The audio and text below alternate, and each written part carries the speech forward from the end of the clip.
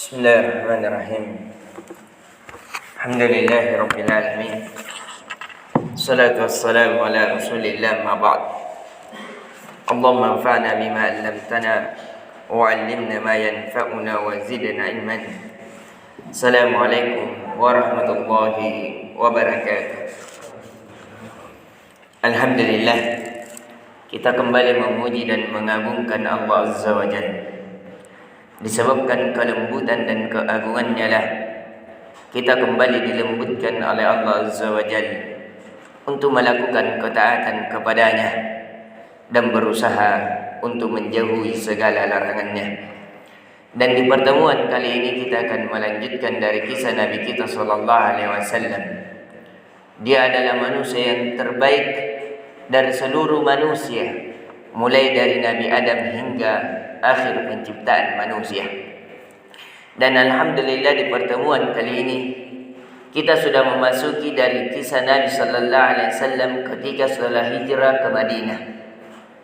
Ketika Nabi sallallahu alaihi wasallam telah sampai di Madinah, jadi perjalanan Nabi sallallahu alaihi wasallam menghabiskan perjalanannya dari Mekah ke Madinah itu selama 12 hari 12 malam. Selama 12 hari 11 malam.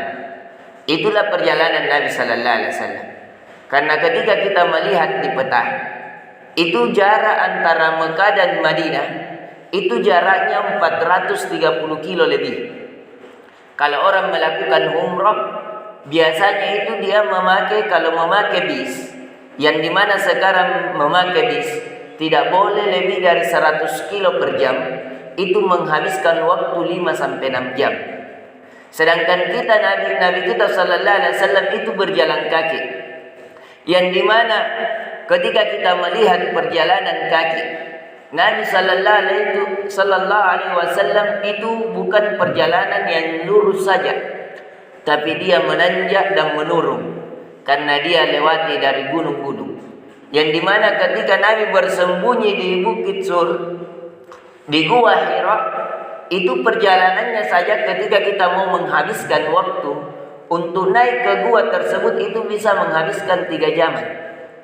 Dan itu hal yang sangat berat disebabkan di puncak gunung, disitulah Nabi sallallahu alaihi wasallam bersembunyi selama 3 hari.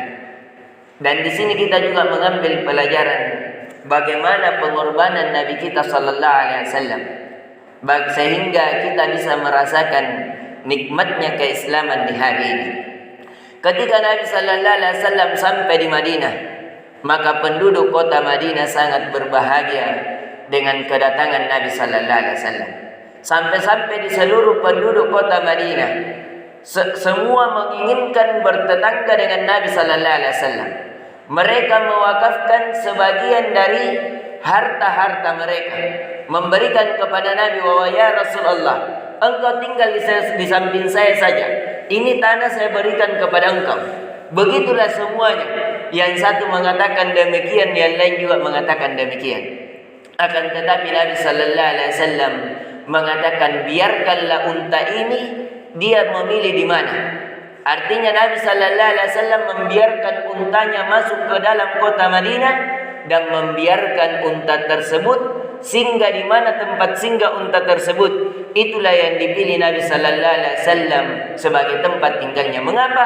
Agar tidak mengkecewakan satu dari yang lainnya. Akhirnya Nabi sallallahu alaihi wasallam melihat dari unta tersebut berderung. Berderung itu singgah duduk. Dan kebiasaan unta, kalau dia sudah singgah duduk, maka dia akan sulit lagi berdiri. Disitulah yang dipilih dari yang sekarang namanya Masjid Quba. Masjid Quba adalah masjid pertama kali Nabi sallallahu alaihi wasallam datang ke Madinah. Dan orang yang melakukan umrah insyaallah akan ada perjalanan ke sana. Dan semoga semua para jemaah kita dan kaum muslimin sempat ke sana. Jadi di kota Madinah ada namanya Masjid Quba. Masjid Quba itu dekat dari Masjid Bilal. Perjalanannya dari kota Madinah itu, Masjid Madinah itu tidak terlalu jauh, hanya beberapa menit, tidak sampai setengah jaman. Itu perjalanan Masjid Quba. Di Masjid Quba ini dia adalah masjid yang pertama kali ketika Nabi datang di kota Madinah, Kemudian Nabi sallallahu alaihi wasallam membangun masjid di situ. Nama tempat ini itu seorang yang bernama Al-Ayyub Al-Ansari. Abu Ayyub Al-Ansari yang memiliki tanah. Dia adalah tanah seorang anak yatim. Tanah seorang anak yatim. Dan disitulah Nabi sallallahu alaihi wasallam membangun masjid. Jadi hal yang paling pertama ketika Nabi sallallahu alaihi wasallam tiba di Madinah adalah membangun masjid yang namanya Masjid Quba. Dan hal yang kedua, ketika setelah terbangun masjid, maka Nabi sallallahu alaihi wasallam mengabarkan tentang dipersaudarakannya antara orang muhajirin. Muhajirin itu artinya orang yang berhijrah, orang yang meninggalkan tempat. Orang muhajirin dialah itu adalah orang-orang yang meninggalkan tempatnya dari Mekah ke Madinah. Sedangkan orang Madinah diberikan nama oleh Nabi sallallahu alaihi wasallam Al-Ansar. Ansar itu artinya orang yang menolong, dari kata nazara. Idza jaa nasrullah, ketika datang pertolongan Allah. Jadi Ansar adalah orang Madinah yang menolong orang-orang Mekah, sehingga dikatakan Ansar. Akhirnya Nabi sallallahu alaihi wasallam mempersaudarakan antara kaum muhajirin yang berhijrah dari Mekah ke Madinah dan kaum Ansar, yaitu orang yang menolong orang-orang yang telah berhijrah dari kota Mekah ke Madinah. Ini yang bisa kita berikan, pelajaran yang kita bisa ambil di subuh kali ini tentang hijrah Nabi sallallahu alaihi wasallam, bahwasanya Nabi menghabiskan hijrahnya dengan berjalan kaki selama 12 hari dan sempat bermalam 3 hari di Gua Thawr, di Bukit Thur, Gua Hira. Dan Nabi sallallahu alaihi wasallam ketika tiba di kota Madinah, beliau langsung membangun masjid di rumah seorang anak yatim yang namanya Abu Ayyub Al-Ansari. Kemudian Nabi sallallahu alaihi wasallam mempersaudarakan antara kaum muhajirin dan ansar. Kemudian Nabi sallallahu alaihi wasallam di sini juga disyariatkan azan, dilakukan salat, kemudian dikumandangkan perang. Dikumandangkan perang yang paling pertama dilakukan oleh Nabi sallallahu alaihi wasallam adalah perang Muddan, yaitu yang terjadi di Abwa, tapi akan kita ceritakan insyaallah taala. Dan Nabi sallallahu alaihi wasallam menghabiskan, Nabi berperang 19 kali. Nabi berperang 19 kali dan ada 12 kali dari peperangan Nabi sallallahu alaihi wasallam itu Nabi yang perintahkan, tidak ikut serta langsung.